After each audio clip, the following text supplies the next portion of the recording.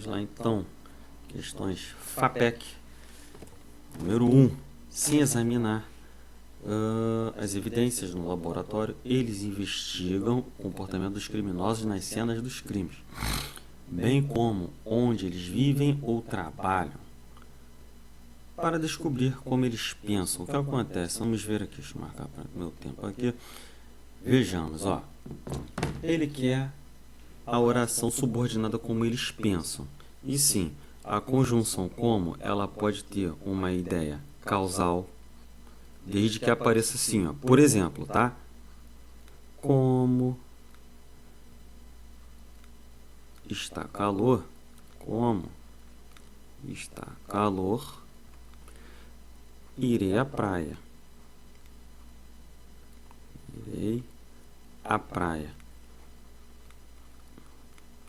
Tem um valor causal. É o que acontece ali como eles pensam? Não. Então a letra B já está fora. O como traz uma ideia de finalidade a fim de? Não tem. Então a letra B também está fora também. Poderia ter um valor comparativo? Algo, por exemplo, assim, ó. Estudo como você. Ou seja, estudo igual a você, estudo como você estuda, comparativo. É o que aconteceu ali, hein? Como eles pensam? Pô, também não. Então, comparativa está fora.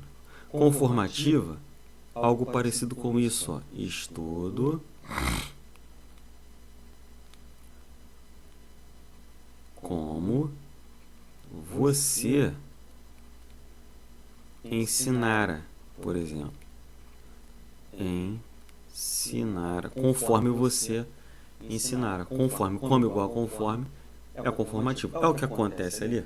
Conforme eles pensam, não. Sabe por quê? Aquele como é uma conjunção integrante, ele não traz valor semântico. Para descobrir como eles pensam, esse como é a conjunção integrante. E se isso é conjunção integrante, eu troco a oração como um todo pelo termo isso, só para eu saber a função sintática. Para descobrir o quê? Quem descobre, descobre alguma coisa. É o verbo transitivo direto em que o isso exerce a função sintática de objeto direto. Então, como eles pensam, é uma oração substantiva objetiva direta. Gabarito, letra E da questão de número 1. Tá bom? Então, interessante é, troca pelo termo isso e você acha a função sintática da oração subordinada substantiva. E cuidado, que o como nem sempre será causal, comparativo ou conformativo. Depende de como a questão vem. Beleza? Número 2. Antes de falar da 2, tem um bizu de fonética aqui. Em saudade, há um caso de ditongo decrescente. Letra A é uma vogal e a letra U é uma semivogal. Então, aqui é um caso de ditongo decrescente. Aí eu coloco um bizu. Quando é vogal, eu coloco o sinalzinho de mais. Quando é semivogal, eu coloco o sinalzinho de menos. Aí eu sei, ó, do mais para menos, ditongo decrescente. Se fosse na palavra, por exemplo, água, seria um ditongo crescente. Letra U, menos força, sinalzinho de menos. Letra A, vogal, sinalzinho de mais, ditongo crescente. Everton, então em saúde tem ditongo também? Não, tem o hiato, porque ambas possuem força no som e obrigatoriamente serão separadas. Saúde.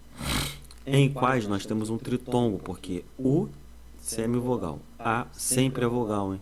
E aqui é semivogal. Menos, mais e menos é tritongo. Beleza? Então em queijo tem tritongo também, né? Não. Em queijo tem um ditongo decrescente. Queijo, eijo, porque o que eu não conta é dígrafo. E ontem a escrita é assim, mas o on é como se fosse o O com o tio. Em on temos um dígrafo vocálico. E no em aqui nós temos um ditongo nasal decrescente, porque a letra M é como se fosse o I e a letra E é como se fosse um E com tio. Tá? É com essa informação, com esse tipo de informação, que a gente consegue desenrolar essa questão de número 2 aqui. Assinale a alternativa correta. Comportamento e pensam. O grafema M representa nas sílabas destacadas a nasalidade das vocais que a antecedem, formando ditongos nasais. Ó, aqui o com é um dígrafo vocálico, é como se fosse o O com o tio. Em pensam tudo bem, tem um ditongo nasal decrescente, o A com U e a letra M com o som de U. O som sai assim. Então, ditongo nasal só em pensam, comportamento não. Pô, então a letra A está fora. B. Reúnem deveria receber acento gráfico em reúnem, porque o não forma ditongo com a vogal anterior e não forma sílaba com a consoante seguinte. Pô, é uma verdade, sabe por quê? O que ele quer dizer aqui? Em reúnem, a separação é essa aqui. Re, u, nem. A letra U, ela é tônica? É, tanto é que ela vai receber acento daqui a pouco. Faz hiato? Faz, porque é vogal separada de uma vogal. Está sozinha na sílaba? Sim. TNH, depois? Não. Tem ditongo decrescente antes? Não. Por isso que reúnem, tem de ter acento sim. Pô, letra B essa daqui, tá? Em agentes singulares e investigam o grafema G representa o mesmo fonema? Não.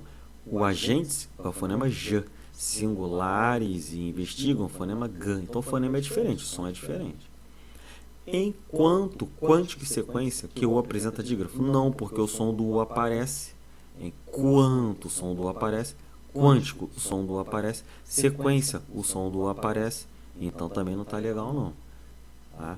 E por último, reúnem a última sílaba contém um dígrafo nasal. Ditongo nasal, ó, qual é o bizu? AM ou EM no final da sílaba, certamente vai fazer ditongo nasal, tá? Então aqui reúnem, o EM é como se fosse, reúnem, é como se fosse daqui. Reúnem, M equivalente a I e o E contínuo, ditongo nasal decrescente, tá? Então a perfeita mesmo na número 2 é a letra B. 3. Gigante essa questão aqui, mas vamos lá. Se existe uma arte que surpreende qualquer pessoa, é a dos peritos. Eles conseguem desvendar muitos mistérios e descobrem segredos inimagináveis guardados a 7 chaves, como crimes hediondos e evidências escondidas. Esses profissionais têm conquistado cada vez mais fãs nas telinhas, graças às séries de ficção que exibem o trabalho minucioso que a função exige, materializado nas técnicas forenses, que desvenda as pistas deixadas nas cenas de crime e criminal que encontra provas mediante análise científica de vestígios. O pronome relativo que não exerce a função do sujeito em, então vamos ter que achar todos os pronomes relativos que. Por exemplo, só existe uma arte a qual surpreende qualquer pessoa, já achamos a primeira. Quem é que surpreende? Opa, uma arte. Uma arte é o sujeito. Então, o que? Ele exerce a função sintática do termo anterior, então ele exerce aqui a função sintática de sujeito, então que surpreende qualquer pessoa já não pode ser o gabarito, porque exerce função sintática de sujeito. Tenho que achar uma que não exerça.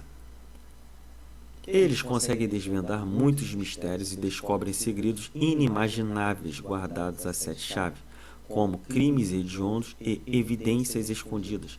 Esses profissionais têm conquistado cada vez mais fãs nas telinhas, graças às séries de ficção que exibem, já achamos aqui, que exibem o trabalho minucioso. Paro por aqui.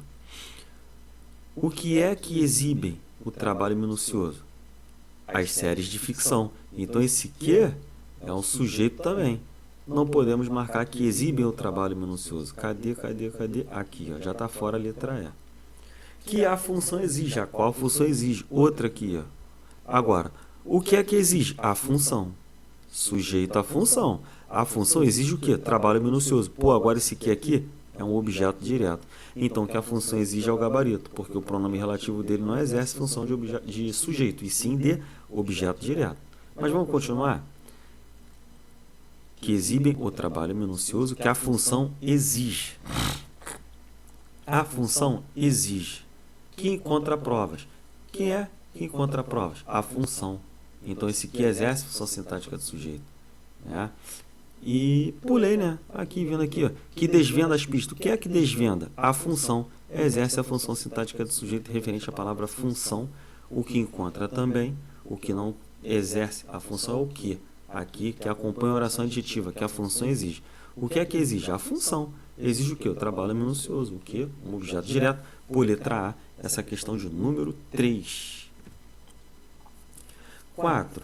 Assinale a alternativa correta quanto à concordância, quanto à regência, ao uso, presença ou ausência do acento indicativo da crase. Vamos lá.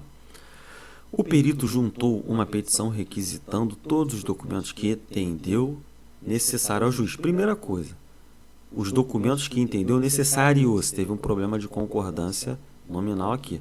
Documentos necessários. Cadê o S?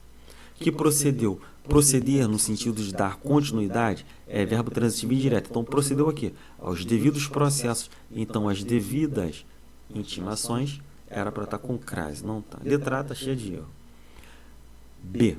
Vamos juntos. O perito juntou uma petição requisitando todos os documentos que entendeu necessários ao juiz. Que procedeu? Cadê a crase? Já está fora a letra B também.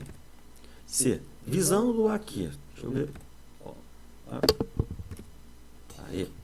Visando a excelência na elaboração. Tira excelência e coloca bom resultado. Visando ao bom resultado, então a crase aqui está certa.